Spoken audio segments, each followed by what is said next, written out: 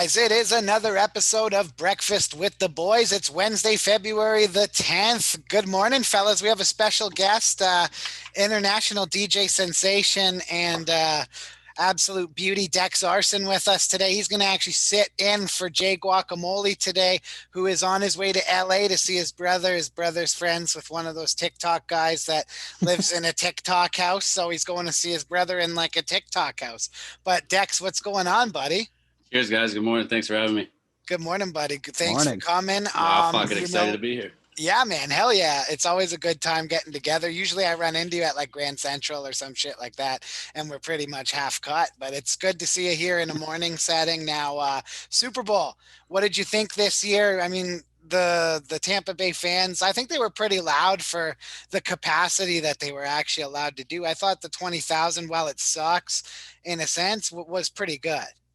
Yeah, I'm going to be honest. I was at the studio tracking some vocals, but we had the game on the TV, so I saw most of it. Just 7 rings.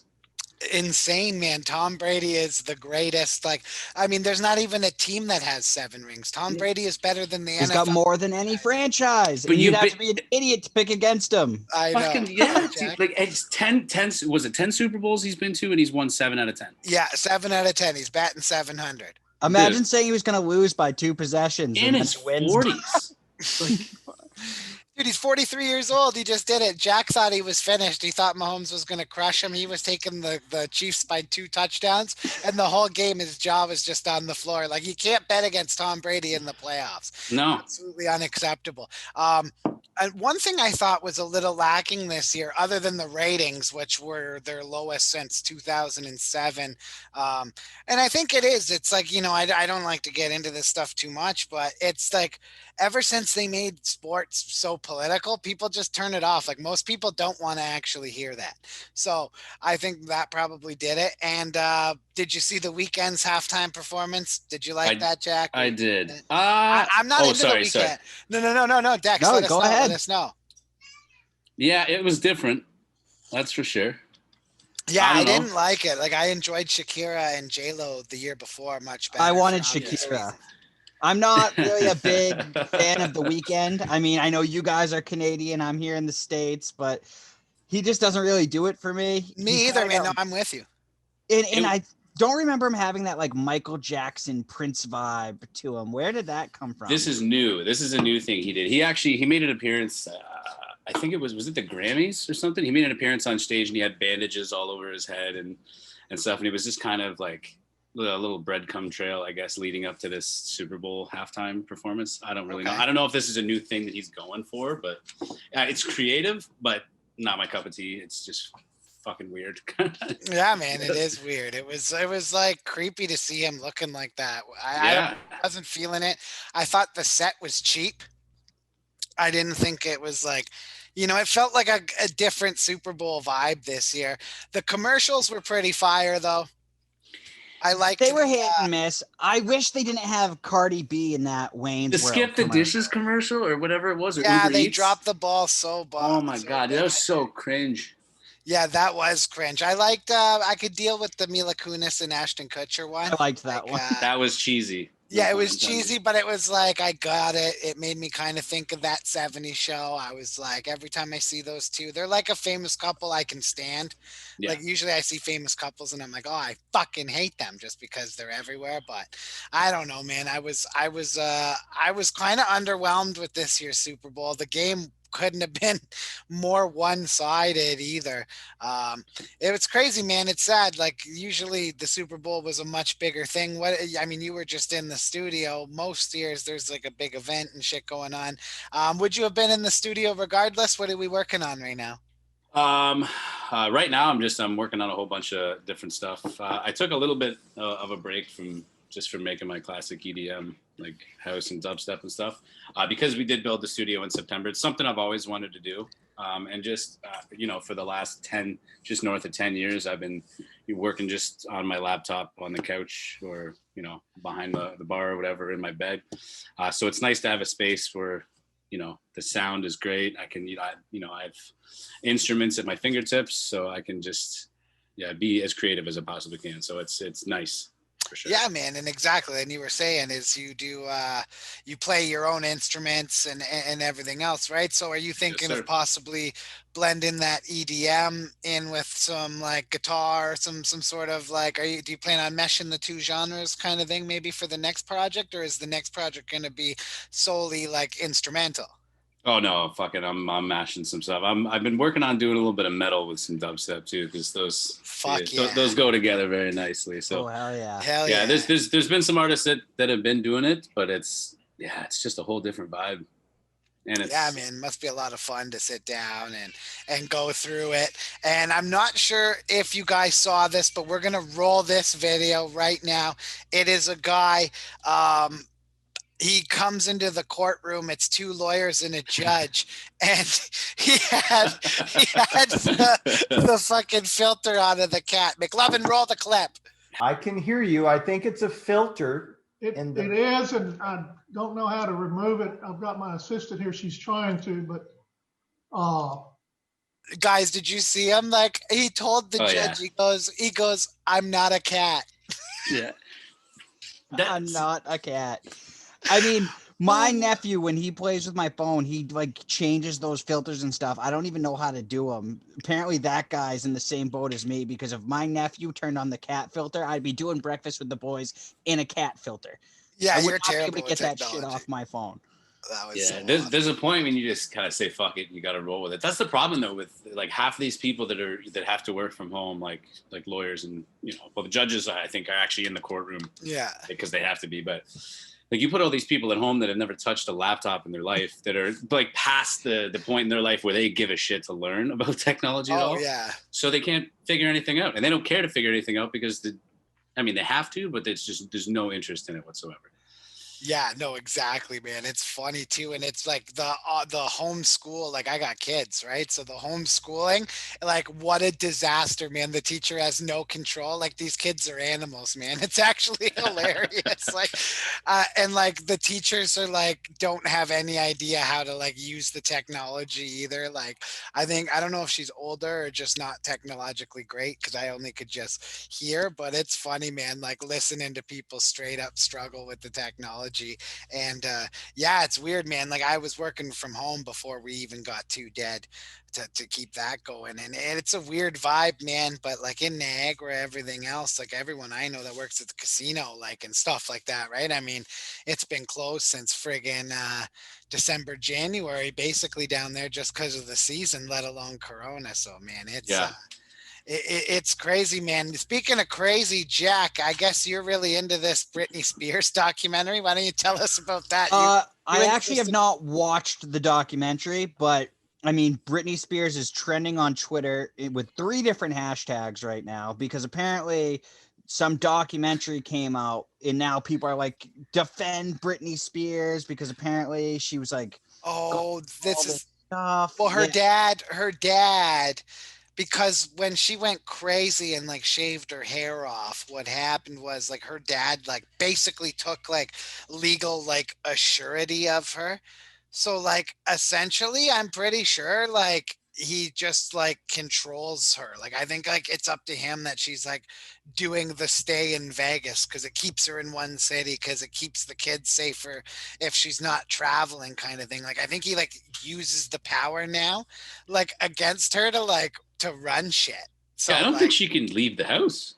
No, I'm pretty sure he's got her like trapped there. Yeah, man, it's like really fucked up. The court gave him like some unbelievable powers for her to be able to keep her kids, and like he won't relinquish them, and it's like they don't really seem all too willing to give them up yet either.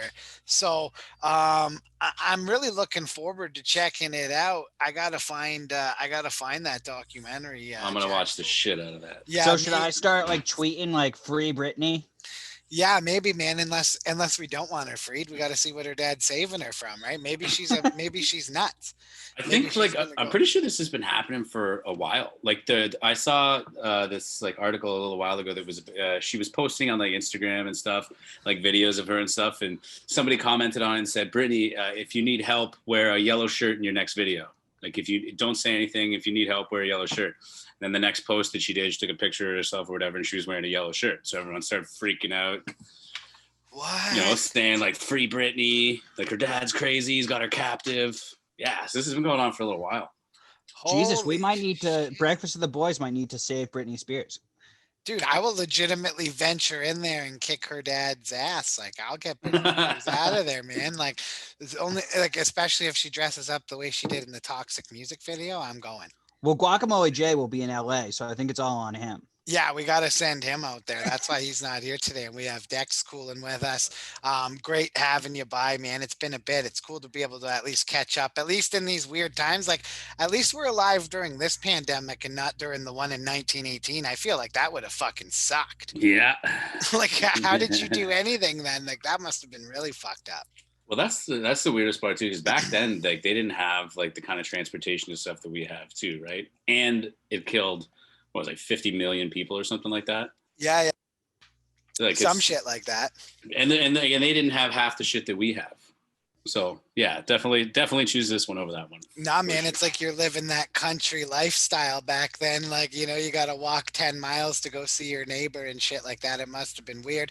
Speaking of country, Luke Bryan, not sure if you guys are a fan. I'm a fan. He dropped a new song this week. It's called Down to One. I liked it. I'm a big Luke Bryan guy. Started out pretty hot. I don't know. I like all genres of music, man. Like, I like some country in the summertime. This is the time of year. Maybe I'll throw some EDM, something like that on if I really feel like venturing outside the box of my normal just like rap and rock shit. So I don't know about you guys, but big Luke Bryan guy, Jack. You seem like a country guy. I am a big country guy. I was a big Luke Bryan guy. Maybe he can come on Breakfast with the Boys and we can hash it out. But he did big time me one time when I met him at a bar. Have not been the same type of Luke Bryan fan since. When you say he big timed you, what do you mean? Like, what happened? Like, was he trying to live his everyday life and you just started bothering him, or what happened? Well, all right. So I did not do that actually, and other people were. Okay. But I was passing him, like going to the like bathroom or whatever, and there was a line. So I was like, "Oh, hey, how's it going, man?" And he literally just said, "Like, don't talk to me." Okay, Get the fuck out of here. He said I would talk to like anybody in like the line of a bathroom. Yeah, me too. So that's when like, you have the best conversations is when you're waiting to take a piss at some dirty old St. Catherine's bar. Like, I've had the best conversations of my life. And I felt like especially like, you know, betrayed because I did see him there when we walked in. And I didn't go over there and annoy the crap out of him. I waited till he like came into the same area as me and I was like, "What's up?" Yeah, you gave him his bubble. Yeah, big timed me. Big timed you hardcore. Big timed by Luke Bryan. That's hilarious. Now, Dex, you've probably done some shows with some higher profile DJs. You ever had anybody big time you or anything like that? Or how's the community like?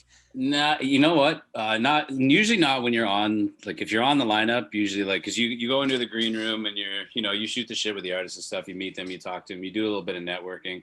But I've been in some pretty rough green rooms before, and I've heard the security come in and they're like, "Yeah, you got a couple fans outside that really want to meet you," and they straight up just looked at him like, "Do not let them in here. No, I don't want to talk to them."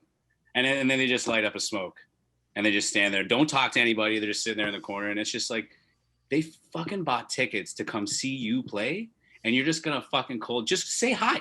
You know what that would do? Do you know what that would do to them if you just said hi and you said thank you so much for coming and just gave them a hug or something? You got a fan for life. I've literally seen people cry because their like favorite artist gave them a hug, and then they just sent them on their way. Bye, have a good night. And they're set for the year. Yeah, man, you got a fan for life, and it takes 2 seconds exactly. You ever been big timed by anybody, or I mean, now that we said like light up a smoke in the corner, like that sounds like that was probably a DJ. That was Terra Vita. Yeah, okay. I was in agreement not to name drop, but I really don't care. So, yeah, no, like we were in there, and I was just like, "Hey, man," I was like, "Hey, man, that was a really sick set." And he just looked right at me. He's like, "Do you have a cigarette?" And I was like, "No." And then he got a cigarette, and then he just looked at me. He's like, and I was like, "All right, man, well, really cool to meet you." He's like, "Do you have a lighter?" And I was like, so I give this guy my lighter, and I just, he lights his smoke, and he didn't answer any of my questions. He took my fucking lighter and turned around. I was like, really cool. Did he at least give you back the lighter? He did. He didn't bick me, so I'll give him that. He's not, wasn't that bad. But yeah, it was just like, maybe he was having a bad day. I think that was actually when just after they had to let go of their third member. So maybe he was in a bad mood. I don't know. But either or, again, 2 seconds, just acknowledge somebody. Yeah, man, exactly, That's all it is. exactly. I mean, obviously the pandemic, we're shut down. No, this obviously affects what you do, as Yeah. far as live shows and things like that. What did you have anything planned? Do you have anything planned? Is there anything virtual you can do, or where are you at as far as performances go? I've done a couple of online like virtual music festivals. I just played Unity a couple weeks ago, which was put on by Bass Army Canada. So that was pretty sick. Huge roster. There had to have been like 60 to 80 DJs on there. I say me and a friend of mine headlined on the Sunday. Nice. It's pretty cool. Basically, I mean, everyone does, not to spoil the fun in it or the magic, but you have to do it this way. Otherwise, it's not seamless. So you can do like a pre-recorded set, film it however you want, and then they just basically play the sets in the order up to the headliner. Yeah, man, which that's is awesome. Yeah, you can do it. I mean, so you can watch from home and it's awesome. But like, there's the thing is with playing live shows as opposed to doing that is like you get so much motivation to write music when you go to live shows, because it's the environment that you're in and just the atmosphere, just something sparks and you want to go home and you want to just get down and start writing. And unfortunately, nobody's got that right now. So. That's like kind of how you get into EDM too, because I was never really like super into it until I finally went to my first EDM concert, and then I was hooked. Yeah, I didn't honestly, I wasn't a big fan of it, and like, not to sound cliche, but I fucking saw Skrillex. Just randomly went to a Skrillex show, which is like who at the time was just massive blown up. Yeah. It was actually just before he had blown up. So this is when he was still kind of right after From First to Last. Mm-hmm. But yeah, I went to that show. I was like, he's got a computer. That's all he's doing. I'm like, I want to do this. It just looked so fun. And then I went home and I started learning.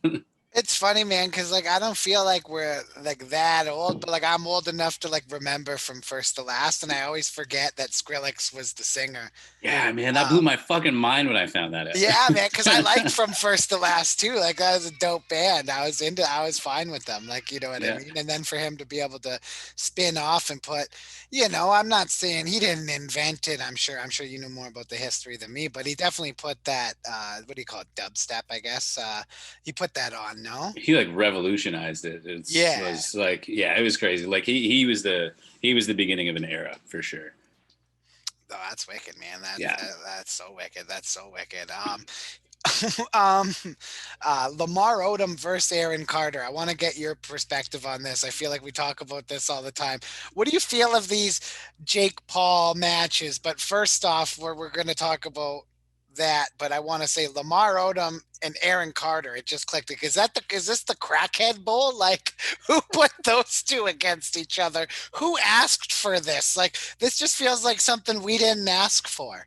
There's like bum fights all over again. Right. This is like somebody's like, hey, somebody probably dangled like either like a sack or like a stack of 20s in front of Arron Carter. He's like, hey, buddy, you wanna make this? Huh? No, exactly. Like, I haven't heard a peep from Arron Carter in 10 years since Aaron's party came out. Yeah. Hey, it's a good way for both of them to stay relevant, though. Now people are talking about them. Yeah, man, it's true. And speaking of staying relevant, I don't know if you guys caught it this weekend. Jose Canseco, absolute fucking rat scumbag, boxes at Rough and Rowdy, ends up like, I don't know how Barstool didn't have a morality clause in their event, which would be like, everybody knows Jose Canseco is such a scumbag, always trying to just stiff the next person out of money. He's such a rat. The guy gets over $1 million purse from that fight where he didn't even fight. Did you see that? None of that looked real to me, by the way. No, that was like Barstool was like, okay, we're gonna give you a lot of money and you're gonna fall down and you're not gonna get back up. And just even the punches that were thrown just didn't seem like they were. The guy didn't even land a punch and he was on the ground. Like even Jack and I, the second it happened, Jack, we were saying something smells funny. It smelled very funny. I think he got paid to take a dive for sure. Yeah, and it was like, before the fight happened, I saw a Big Cat from their network said like he was like, I'm after I beat him, I'm gonna come out and punch you. And he's like, yo, you agreed to take a dive. Like he said that like as if he was kidding, like making a joke. And then like that happened. And I was like, yeah, something smelled funny there because there's no way he claimed he hurt his shoulder. Like he couldn't have even hurt his shoulder. Like nothing happened. Like that was a dive, 110%. He didn't even throw a punch. No, how do you pull your shoulder if you don't throw a punch? He like hugged him. It looked like he maybe almost took a punch and then fell down and just that was it. Yeah, I don't know. What was that, like man. 10 seconds or something? Yeah, I think it was 5, wasn't it, or something like that? 5 or 7 or something like that. It was something embarrassing. Yeah. So funny, man. So funny to see. But again, though, like just huge payday for somebody who wasn't getting a payday. Yeah, he got $1 million. He got $1 million because it broke the pay-per-view record. I hope one day someone's like, "Hey, Dex, do you wanna fight for like $1 million?" Well, I get the shit kicked out of me for $1 million. You just tell me where to go. You tell me what to do. Bro. I'll fall down. Yeah, man. I'll get like I won't even do what Canseco did. I'll let you just drop me if I'm getting $1 million. Like I'll stand up and take a beating. Yeah, that's what I mean. I'll try to fight for $1 million. I'll try. I put me in there with anyone. I'll try. I mean, even if I get killed, like $1 million. He didn't even try. That's what just continues that guy's just such a rat fucking bastard. I think he should be in jail for what he did. Speaking of jail, I saw Lori Laughlin. She was locked up. Wasn't she paying for her kids to get into college or something like that? She was she was handing out bribes. Yeah, getting bribes to get her kids into the private schools. So she served her time now, it looks like, so that's good. Yeah, and Bob Saget came out and was like, I still support her. Bob Saget, honestly, the guy gets ragged on the media like crazy. Like the internet loves to troll Bob Saget, but he's the nicest guy ever. Like, oh yeah, dude. Oh yeah, I love Bob Saget. Yeah, me too. I'm a Bob Saget guy. Yeah, remember Tourette's? Big Bob Saget guy. Do you guys remember Tourette's guy? Oh, are you kidding me? Remember Bob Saget? That's what he'd say when he'd get mad. Yeah. Bob Saget. Yeah, man, I love me some fucking Bob Saget. It brings me back. It's nostalgic. Nostalgia. There's a Powerpuff Girls live action series coming. Remember Powerpuff Girls? That show was like what? I can't believe that's happening. So is this going to be like a live action series or a live action movie? Live action series. It's a series. Okay. And do we have a roster for the cast? Oh, I don't know if we do have a roster. Hold on. I'm gonna find it right here. We definitely got to get the edibles on deck for that. Yeah, if I'm watching that, there better be edibles for sure. I'm not watching Powerpuff Girls sober in a sober state of mind. I won't do that. There's some things I won't do. Like Meatloaf said, I'd do anything for love, but I won't do that. That's how I feel about it. Okay, let's see what we got here. Couldn't have said it better. Looking up the Powerpuff Girls roster. Live action series. Let's see here. Hold on. I used to watch that show all the time when I was little. Oh yeah. Oh yeah. Always have it on. And when I say little, I probably was too old to be watching it. Ain't no shame in my game, bro. Yeah. Well, the villains were always so trippy. I liked Sailor Moon too. I don't care what anyone says. I would fuck with the Sailor Moon reboot too. Claire Rothrock, Ryan Weir. I don't really know. Not recognize any of those names? No, not offhand. Probably a bunch of people that are going to make it big from being in the Powerpuff Girls live action series. Yeah, that's what I think we're going with here. So like, shout out to that. I like when they throw shit back. I might check that out. Speaking of things you might want to check out, Jack, in your country, I don't think they're doing these in Canada. Burger King, pink burgers for Valentine's Day. Nothing says I love you to your sweetheart like a nice pink Whopper. I don't know about this one. This is a big I don't know about that for me. Yeah, McLovin, put the pink Whopper on the screen here. The people gotta see. That thing is fucking rancid looking. I don't think I would eat one, to be honest. It just screams food poisoning to me. You wouldn't do it just to try it? You gotta Maybe try everything. I would try it. What if you love it? What if you're like, oh my God, I'm so sad this is a limited time only thing. Yeah, man. Like, I mean, like, does what it if it ends up taste being the different? Is it just McRib? food coloring? Like, what is this? I imagine it's just food coloring, probably flavorless. It probably still tastes like a Whopper, but I mean, can you get past it? Like, there was people that could handle the green and purple ketchup, and then there was people that, like, you know, I would hear stories growing up, like their family didn't want them having purple ketchup because like dad was like, no fucking purple ketchup. I don't care what anybody says. I did not like the colored ketchup. That purple ketchup tasted different. It did taste different. That's what I'm saying. I don't care what anybody says. It tasted different. So maybe the Burger King would taste different. And even if it doesn't taste different, you're gonna think it tastes different. It's like that placebo effect. Yeah, because it's not supposed to be that color. It's not supposed to be a pink burger. No, man. That does make it funnier.